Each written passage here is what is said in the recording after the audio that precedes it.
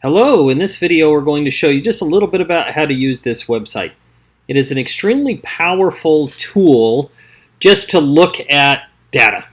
Okay, and what your assignment is going to be is to pick any 10-year period. Okay, so it doesn't really matter when.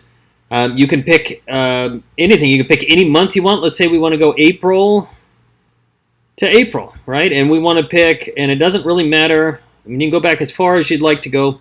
Maybe we go 1950 to 1960, right? So I just want to make sure I get 10 years in there. That's the goal.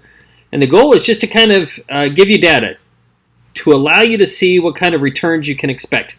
This is the one that we want to focus on, the annualized S&P return. That's the S&P 500. We've kind of talked about that just a little bit. And this is dividends reinvested. We know just a little bit about dividends, what they are, but this is if you reinvest them. You can expect during that time period that earned 17% per year. That's amazing, right? Different years are different amounts. So let's fast forward to a year or a decade, I should say, that's a little worse. Okay, so let's go 73 to 83. Let's pull this up here just to take a look. And all we have to do is hit calculate. This one wasn't as good, right? It's 8.5%.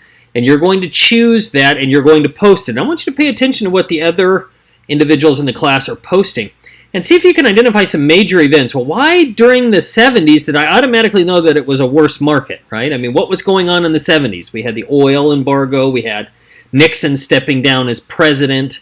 We had Jimmy Carter years, which were horrible economically speaking.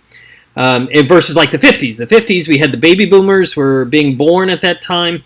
They had, just after World War II, we had great growth going on. So you're going to see some of that. So anyway, just a quick video on how to use this particular website. But anyway, just start paying attention to those different years. We want to see what our returns are going to be.